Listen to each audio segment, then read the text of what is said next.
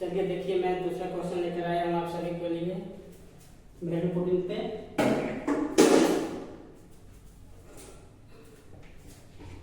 तो एक क्वेश्चन दिया हुआ है कि एक त्रिभुज डी ई एफ में बिंदु ए बी सी क्रमशः डी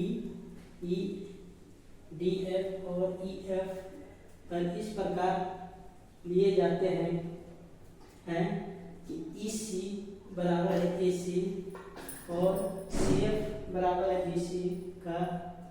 अगर एंगल डी बराबर 40 डिग्री है तो ए सी बी का भी मान बताइए। चलिए हम देखते हैं। हमें ट्रायंगल बनाना है, डी ई, एक ट्रायंगल बनाना है डी ई एफ जिस पे क्रमशः डी ई यानी कि डी ई डी एफ और ई एफ पर इस प्रकार है कि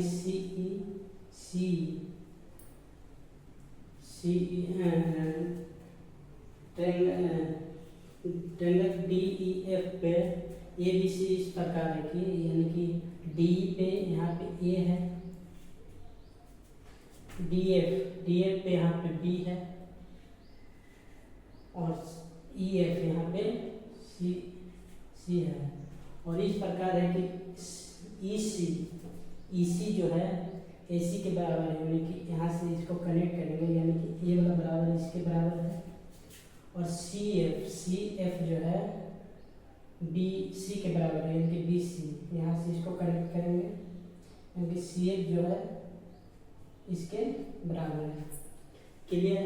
एंगल डी जो है 40 डिग्री दिया हुआ है, 40 डिग्री दिया हुआ है।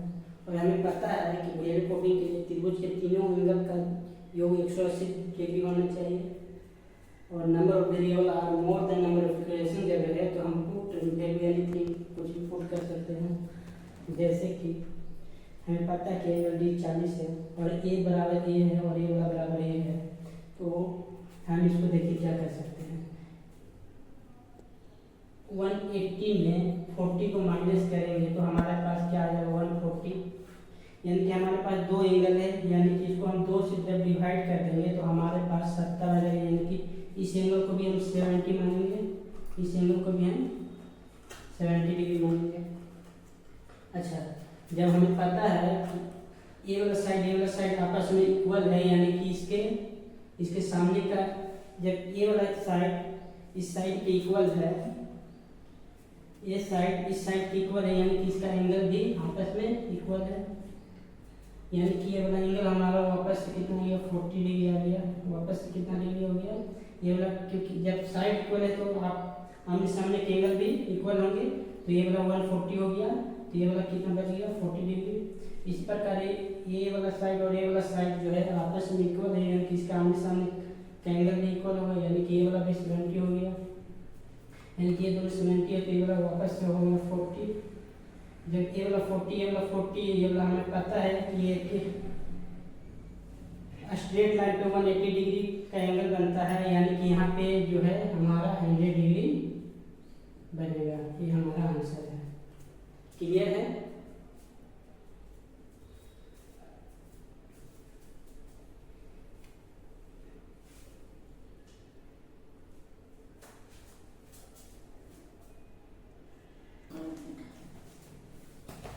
चलिए अब हमारा दूसरा क्वेश्चन आ गया। देखिए क्वेश्चन क्या कह रहा है कि ट्रायंगल ए बी सी में अंतः कोण सी का कोण समद्विभाजक सी बी है जो ए बी को डी पर मिलाता है। बिंदु एम सी डी पर इस प्रकार है कि ए डी बराबर ए एम, यदि एंगल बी बराबर 59 डिग्री है तब एंगल एम ए सी का मान क्या होगा। चलिए हम यहाँ पे एक ट्रायंगल बनाते हैं। सबसे पहले हम ट्रायंगल एबीसी बनाएंगे।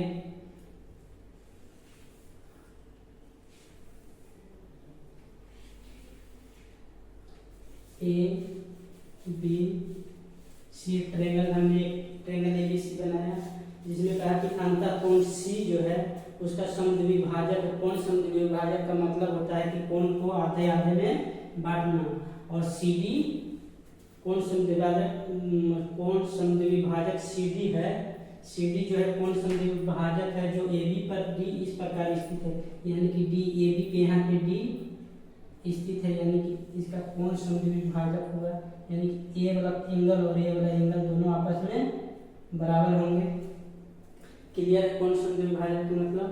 फिर बिंदु M जो है, बिंदु M CD, ये वाला CD जो लाइन है इस पर इस प्रकार है कि AD, यानी कि यहाँ पे इस प्रकार है कि AD जो है M के बराबर है, यानी कि यहाँ पे M है, यानी कि AD जो है AD, यानी कि AD ये वाला जो है AD जो है AM के बराबर है, इसके बराबर है। तो एंगल B जो है ये वाला जो है 59 डिग्री दिया हुआ है। तब हम एंगल MAC का मान ज्ञात करने के लिए बोला है, यानी कि हमारा इस एंगल को निकालना है। देखिए किस तरह के पुटिंग से हम निकाल सकते हैं एकदम इजी मेथड से। तो देखिए हम इसको 0 0 मान सकते हैं, 0 0 हमने माना, ठीक है, ठीक है।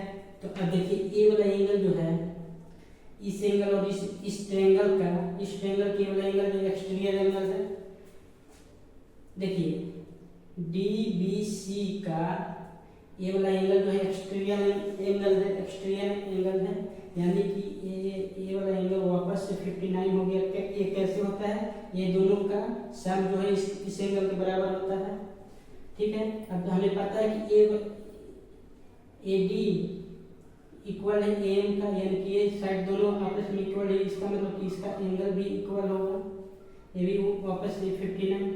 अब हमें ये पता है कि ACM का एक्सटीरियर एंगल है। जब ये एक्सटीरियर एंगल है तो इसका मतलब ये हमारा कितना वापस से आ गया जी? ये हमारा कितना हो जाएगा? 59। ये हमारा आंसर हो गया। मैं इसी तरह अभी और क्वेश्चन लेकर आ रहा हूँ, आप लोग इसे ध्यान से देखें और समझें।